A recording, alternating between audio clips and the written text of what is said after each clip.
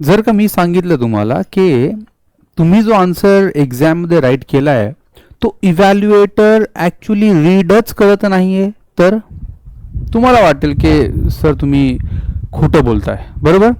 पण guys I am telling you की इव्हॅल्युएटर खरंच असं खूप वेळेस होतं की तुमचा आन्सर रीड न करता टोटली तो तसाही रीड करत नाही, आणि इवन देन तो शॉर्ट फॉर्म मध्ये किंवा काही की अप्रोचेस जर का फॉलो केले नाहीत तर तो तुमचा आन्सर गो थ्रू सुद्धा करणार नाही.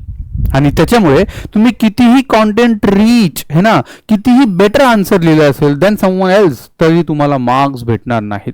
या व्हिडिओमध्ये मी तुम्हाला हेच डिस्कस करणार आहे की इव्हॅल्युएटरचा माइंडसेट कसा असतो टू रीड आन्सर शीट, काय काय पॉइंट्स आपण लक्षात ठेवायला पाहिजे आणि त्याच्या अकॉर्डिंग मग कसं आपलं प्रेझेंटेशन आणि सगळ्याच गोष्टी असणार आहेत. ठीक आहे, मी तुम्हाला इथे सोबत काही मॉडेल आन्सर पण दाखवणार आहे ज्याच्यामुळे ना तुम्हाला ऍक्च्युअल कळेल की कसं एखादा आन्सर आपण राईट करायला पाहिजे. ठीक आहे, सो व्हिडिओ एंड पर्यंत बघा आणि मी तुम्हाला अश्युअर करतो की इव्हॅल्युएटरचा माइंडसेट हा बेसिकली आपण क्रॅक करूयात. ठीक आहे, सो बघा guys, particularly what I have seen based on my personal experience के UPSC इव्हॅल्युएशन मध्ये माझा UPSCचा 4 मेन्सचा एक्सपिरियन्स आहे, राज्यसेवा मेन्सचा एक्सपिरियन्स आहे, बाकी अजून पण है ना नेट JRF वगैरे एक्झाम म्हणजे पॅरलली मी दिल्या आहेत आणि मी स्वतः कॉपी सुद्धा इव्हॅल्युएट केलेल्या आहेत लोकांच्या.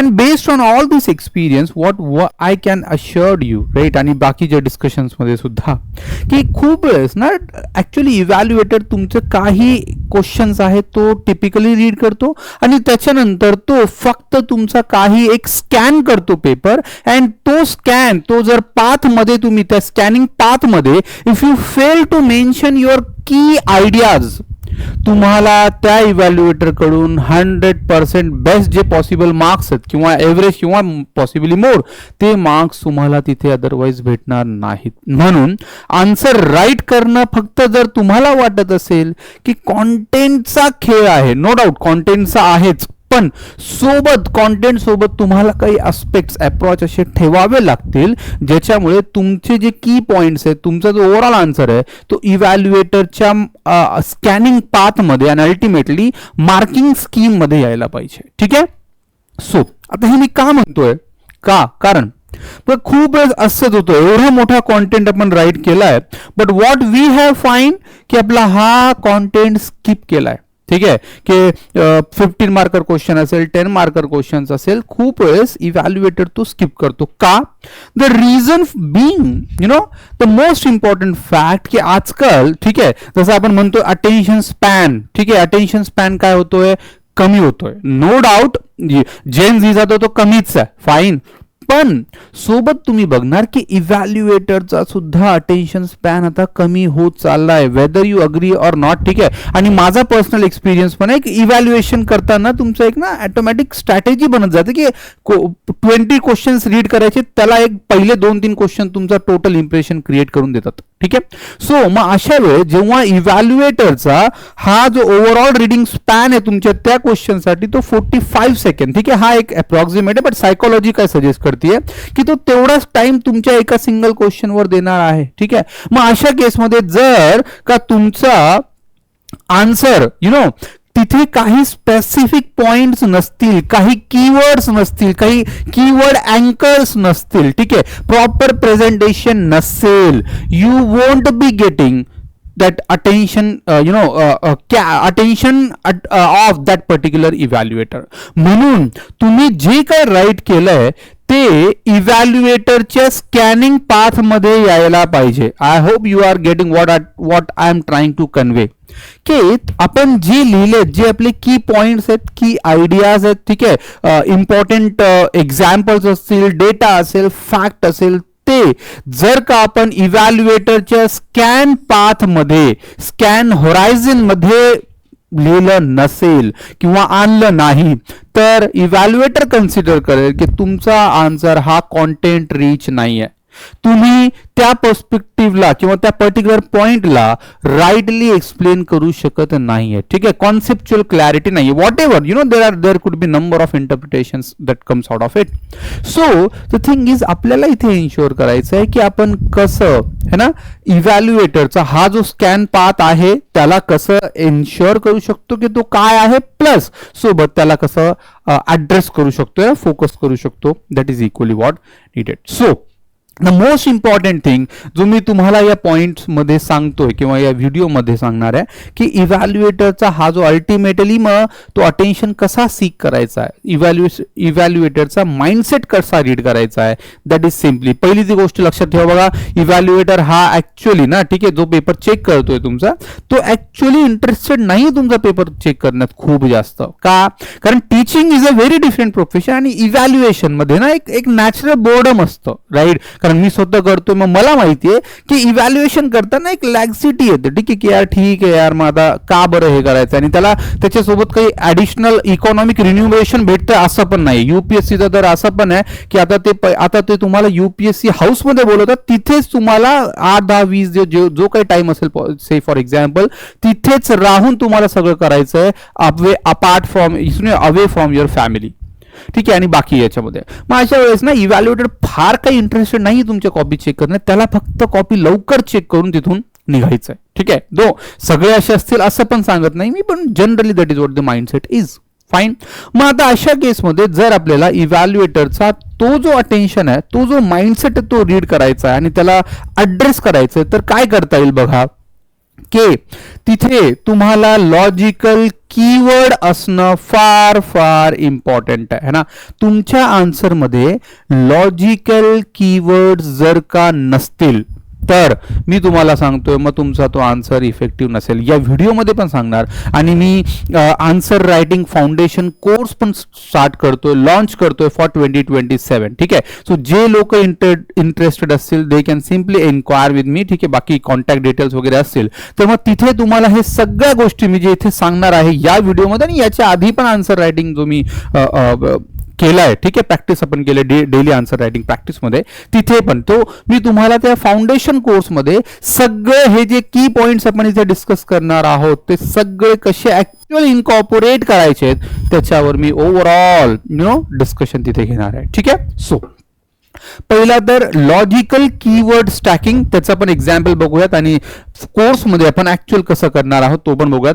Then minimal frictionless. ठीक आहे, जेवढं कमी तुम्ही कॉन्टेंट, कारण युपीएससीच्या आणि एमपीएससीच्या पण नोटिफिकेशन मध्ये क्लिअर दिलंय की content of your answer is more important than its length. Meaning की तुमचा हा जो कॉन्टेंट आहे तो तुमच्या लेंथ पेक्षा जास्त इम्पॉर्टंट. म्हणजे कोणी 150 वर्ड्स लिहिलंय आणि त्याच्यामध्ये कॉन्टेंट नाहीये तर 0 मार्क्स पण भेटू शकतात किंवा कमी मार्क्स पण भेटू शकतात. पण if you have written 120 word but that is much content in answer and a better answer, तुम्हाला इथे एव्हरेज किंवा त्याच्यापेक्षा जास्त मॅक्झिमम मार्क्स पण भेटू शकतात and that is the general rule itself. ठीक आहे, so you need to ensure की तुम्ही मिनिमम वर्डचा यूज करून मिनिमल आन्सर तुम्ही बेस्ट पॉसिबल जो लिहिता तिथे ऍड करताय. तो कसा करायचा आहे that is equally a skill.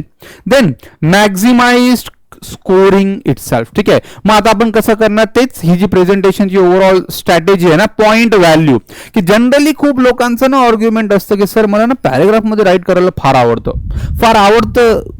What does that mean by see इथे तुमची आवड काय आहे याच्यापेक्षा एक अगेन इम्पॉर्टंट आहे की ऍक्च्युअली तो आन्सर कसा लिहिला गेला पाहिजे. That someone must be interested in reading it. Are you getting me? Yes. तर मग तुमची आवड काय, नो डाऊट तुमचा पर्सनॅलिटी तो फ्लेवर तर तिथं असलाच पाहिजे. पण generally when you have very limitations of word 150 words that is and 250 words there is absolutely no advice that remain to the point की तो तुम्ही पॅरेग्राफ फॉर्मॅटमध्ये लिहा. बिलकुल नाही, इथे पॉइंट व्हॅल्यू पॉइंट फॉर्मॅट फार इम्पॉर्टंट आहे आणि प्रत्येक पॉइंट तुम्हाला प्रॉपर नंबरिंग आणि प्रॉपर हायलाइट करून तिथे प्रेझेंट करायचा आहे. So do remember this fact की तो सुद्धा इम्पॉर्टंट आहे. याला कसं करणार आपण हे पण इथे बघणार आहोत याचा प्रॅक्टिकल. आणि then immediate trust and verification. इव्हॅल्युएटरचा तो जो माइंडसेट आहे, जर तुम्ही हे आणि प्लस काही अजून ऍडेड आन्सर्स लिहिलेत तर you can simply get what इव्हॅल्युएटरचा ट्रस्ट. आणि तो पहिल्या 2-3 क्वेश्चन मध्ये तुम्हाला गेन करायचं असतं, लक्षात ठेवा. ठीक आहे, असं नाही की इव्हॅल्युएटर तुम्हाला प्रत्येक क्वेश्चनला न्यूट्रल वे मध्ये डील करतोय. That is a very human psychology does not support it आहे हाऊएव्हर. सो द थिंग इज की पहिल्या 2-3 क्वेश्चन मध्ये त्यांनी तुमचा इमेज क्लिअर करून घेतलंय की this is how this individual thinks about, this is how he usually understand the concept and this is how efficient he is going to work there in the administration. ठीक आहे, मग अशा केसमध्ये आपल्याला ensure करायचं आहे की त्याचा ट्रस्ट, त्याचा कॉन्फिडन्स है ना, आणि पब्लिक ऍडमिनिस्ट्रेटरची जे क्वालिटीज आहेत त्या आपण कशा तिथे प्रेझेंट करू शकतो. ठीक आहे, सो हा पॉइंट आहे बघा. त्याच्यानंतर आता जसं बघा तुम्ही की कसं, आता इथे एक सिंपलचा मी तुम्हाला एक स्टेटमेंट घेतलाय आणि त्याला तुम्ही कसं करू, कन्क्लुजन म्हणू शकता, स्टेटमेंट पण. Country should talk more and sign peace treaties so that there is no more war in the coming years. ठीक आहे, जर का तुम्हाला समजा इराण इस्रायल अमेरिका वॉर आहे किंवा अजून इस्रायल पॅलेस्टीन वॉर असेल, रशिया युक्रेन वॉर आहे त्या कंटेक्समध्ये, किंवा भारताचा ऑपरेशन सिंधूर इंडिया पाकिस्तान आहे, ठीक आहे, मग अशा केसमध्ये जर का तुम्ही असा काही कन्क्लुजन असेल किंवा स्टेटमेंट जर का तिथे ऍड केला, see he is by no means rather interested in reading your answer than reading this particular statement. मग त्याच्या स्कॅन पाथ मध्ये कसं आपला आन्सर आणायचं आहे, तिथे तुम्हाला काही कीवर्ड्स ऍड करावे लागतील. आता हे कीवर्ड्स म्हणजे काय, म्हणजे फार हेवी लोडेड टर्म्स असतील का, फार इंग्लिश ग्रामर पाहिजे का, तर answer is no. The thing is तुम्हाला इथे एन्श्युअर करायचं आहे की how you are trying to have those keyword की ते फार स्पेसिफिक टार्गेटेड आहेत आणि जे ऍक्च्युअली कमी वर्ड्स मध्ये जास्त व्हॅल्यू रिप्रेझेंट करताय. बघा जसं की like technical territory, transitioning towards rules based multilateralism. ठीक आहे, आता हा वर्ड तुम्ही खूप वेळेस ऐकला असेल, rule based order, multilateralism, to foster strategic autonomy and maritime security. आता बघा याच्यामध्ये असं फार काही ग्रॅमॅटिकली किंवा असं फार काही युनिक वर्ड्स नाहीयेत. आपण ऐकलेले असणार, एखाद दुसरा वर्ड मे बी डिफरंट असू शकतो, पण असे जर का कीवर्ड असेल तर तुमची डेप्थ, डोमेन स्पेसिफिक अंडरस्टँडिंग सुद्धा तिथून रिफ्लेक्ट होईल. I hope you guys are getting me काय सांगतोय तुम्हाला, है ना. सो म्हणून लक्षात ठेवा की असे आन्सर करताना ना आपण थोडासा अँकर्स, कीवर्ड अँकर आन्सर राईट करतोय. ठीक आहे, सो तुम्हाला मला वाटतं कळालं असेल की हे कसं करतं. आता बघा जसं इथे पण, आता इथे मग याच्यानंतर तुम्ही अजून काय करू शकता, जसं आता हा मॉडेल हँड रिटन आन्सर लिहिलेला आहे मी 2024 UPSCचा. ठीक आहे, GS1चा पेपर आहे. मी गाईज सगळे UPSCचे 22 पासून मॉडेल आन्सर्स राईट केले. ठीक आहे, राज्यसेवेचे सुद्धा 2025चा मॉडेल आन्सर राईट केला आहे. सो द थिंग इज की तुम्हाला जर का मॉडेल आन्सर्स पाहिजे असतील, या ज्या सगळ्या ज्या स्ट्रॅटेजीज मी सांगतोय, जर का तुम्हाला त्या खरंच कशा अप्लाय करायच्या आणि इम्प्लिमेंट करायचं हे जर का बघायचं असेल तर तुम्ही दिलेल्या लिंकवर क्लिक करा, तुम्हाला तिथे ते मॉडेल आन्सर सुद्धा भेटतील. ठीक आहे, मी हे जे काही सांगतोय ते फक्त मी तुम्हाला सांगण्यासाठी नाही आहे, ऍक्च्युअली मी हे फॉलो पण करतोय आणि टॉपर हे सगळे हे टॉपर्सचे अनालिसिस बघून, ठीक आहे, त्यांचे जे काही ओपिनियन्स आहेत ते घेऊन ऍक्च्युअली हे केलंय. ठीक आहे, मग त्याच्यानंतर मग काय, जिथे जिथे पॉसिबल आहे try adding diagram, try adding figure, है ना, व्हेरियस प्रेझेंटेशन. बघा आता इथे आता सुनामीचे कॉजेस काय असा तो क्वेश्चन होता, one of the part of that question. 3 demand होतं त्याच्यामध्ये.